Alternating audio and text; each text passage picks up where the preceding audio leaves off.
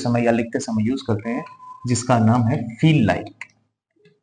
Feel like two plus action first form. क्या use करते हैं?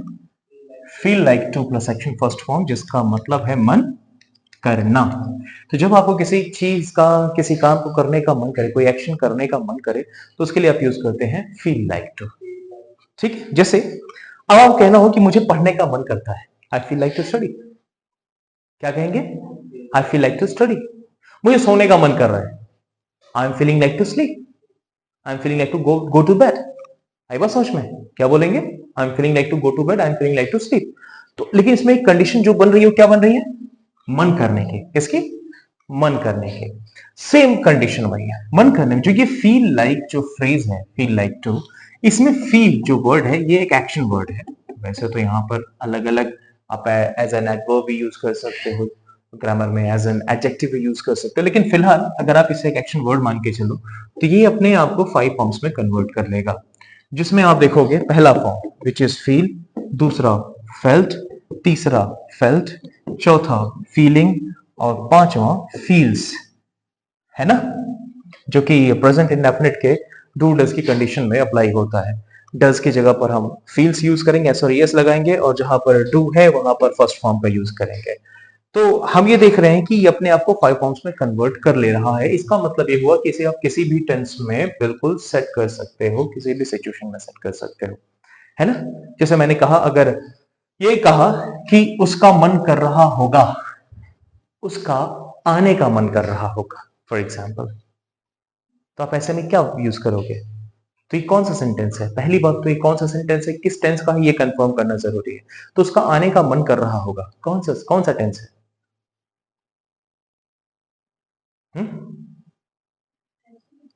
प्रेजेंट। ठीक है, प्रेजेंट है ये। आने का मन कर रहा होगा विच इज फ्यूचर। अब फ्यूचर में कौन सा टेंस है? फ्यूचर इंडेफिनिट है, फ्यूचर कॉन्टिन्यूअस है, फ्यूचर परफेक्ट है, फ्यूचर परफेक्ट कॉन्टिन्यूअस है, क्या है?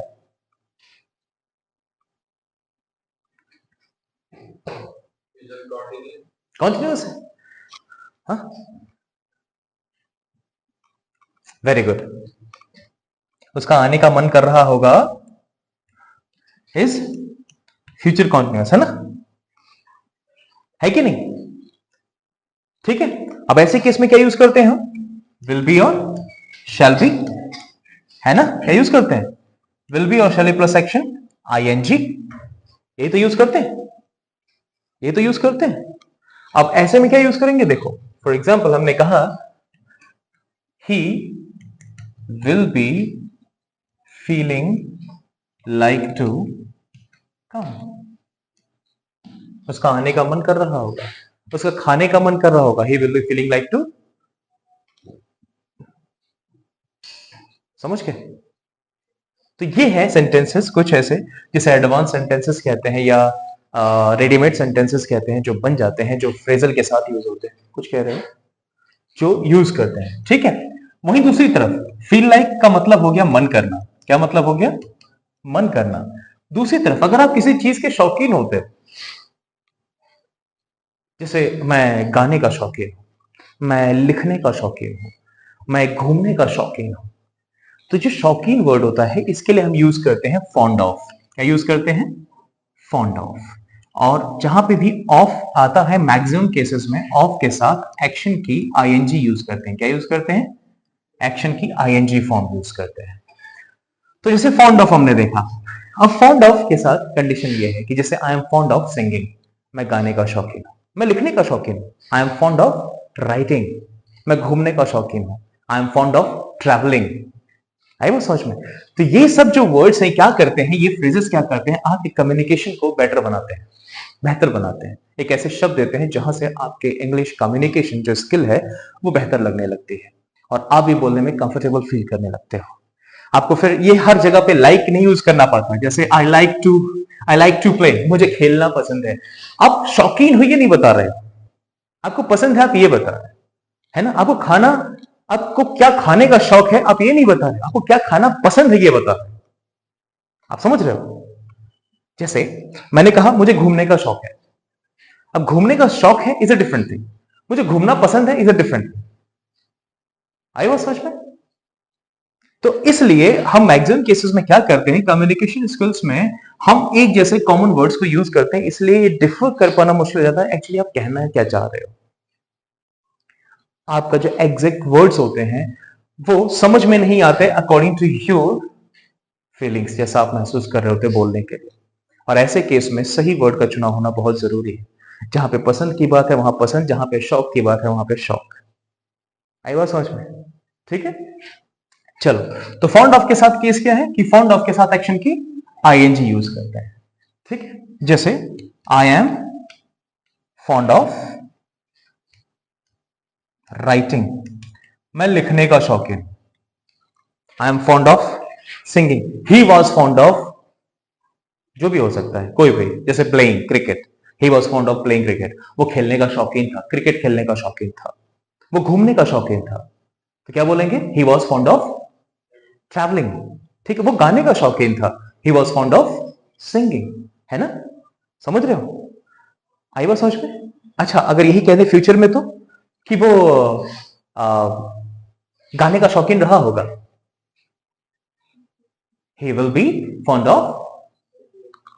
जब देखो यहां पर एक कंडीशन होती है कि जब हम किसी पास्ट में किसी फ्यूचर की बात करते हैं, ये थोड़ा सा कंफ्यूजिंग है, बहुत से लोगों के लिए कंफ्यूजिंग होता है, और होता है एक फ्यूचर में हम फ्यूचर की बात करते हैं, यानी प्रेजेंट में हम फ्यूचर की बात करते हैं और पास्ट में जो हम फ्यूचर की बात करते हैं, इन दोनों में बड़ा फर्क होता है।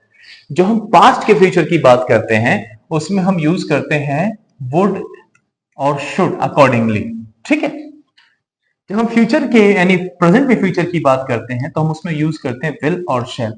इसमें फर्क सिर्फ इतना होता है कि इस पर्टिकुलर पास्ट के फ्यूचर में एक्शन सीन होते हैं, यानी the person has already seen the action और वेंट थ्रू द एक्शन। उसे पता है कि उसके बारे में पहले से जानकारी थी, लेकिन इसके बारे में उसे जानकारी नहीं थी। This is completely uncertain, undefined, unseen. ठीक है, जैसे सपोज करो कि मैं कल नमन से मिलता हूं। मैंने नमन से कहा कि नमन क्या तुम कल क्लास आओगे? ठीक है, पास्ट में फ्यूचर डिसाइड हो गया, उस समय कल में फ्यूचर डिसाइड हो गया। नमन ने कहा हाँ बिल्कुल। Now it is timing of the class. अब क्लास की टाइम में क्लास में नमन प्रेजेंट नहीं है, but as per the promise he is coming, है ना? तो ऐसे केस में हम क्या करते हैं, पास्ट में फ्यूचर को जो सीन एक्शन है उसे जो हम बोलते हैं या जब उसे कम्युनिकेट करते हैं हम यही कहते हैं नमन वुड बी कमिंग। नमन क्या कर रहा होगा? आ रहा होगा। And this would be showing कि नमन का जो एक्शन, नमन से ऑलरेडी इस बारे में बात हो चुकी है, दिस पर्सन और this action is already decided, ये सीन एक्शन है। आई बात समझ में कि नमन को मैंने आते हुए देखा, वो आ रहा होगा, वो आते थे कहीं और निकल जाए तो बात अलग है ना? नमन कहीं और निकल जाए तो बात अलग है, लेकिन अगर आते हुए यही देखा है, दिस इज सीन एक्शन। और इसके लिए हम क्या यूज करते हैं? पास्ट फॉर्म में फ्यूचर को यूज करते हैं, जैसे विल का वुड, शैल का should. So Naman would be coming. लेकिन अगर ये डिसाइडेड ही नहीं है, नमन को ना आते देखा है ना नमन से कोई बात हुई है, तो क्या बोलेंगे? नमन विल बी कमिंग। आई बात समझ में? बस इतना ही फर्क है इसमें। इस फर्क में बहुत से लोग कंफ्यूज होते हैं, बहुत से लोग कंफ्यूज होते हैं, लेकिन ऐसे केसेस में हम इसे इसी तरह से यूज करते हैं। और प्रोफेशनली जब हम यूज करते हैं तो प्रोफेशनली में इसे हम पास्ट फॉर्म में ही यूज करते हैं। ठीक है, जैसे कैन का पास्ट होता है कुड। कैन का पास्ट क्या होता है? कुड। और कुड सबसे रिस्पेक्टेड और सबसे रिस्पेक्टफुल वर्ड माना जाता है प्रोफेशनल लाइफ में। यानी कि अगर आप कुड के साथ किसी सेंटेंस को यूज करते हैं, जैसे could you please help me, could I get in, could I say something? So while interrupting someone, if you're using that knocking word, that modal auxiliary, which is could, तो इसका मतलब है कि you're giving a lot of respect to the person, like a heartful respect to the person, because this word is considered the most respectful word in professional English. ठीक है, तो अगर आप किसी को कुड के साथ यूज करते हो, कुड के साथ बोलते हो, तो कुड के साथ ये बोलना, कोई भी सेंटेंस बोलना बहुत ज्यादा रिस्पेक्टफुल हो जाता है।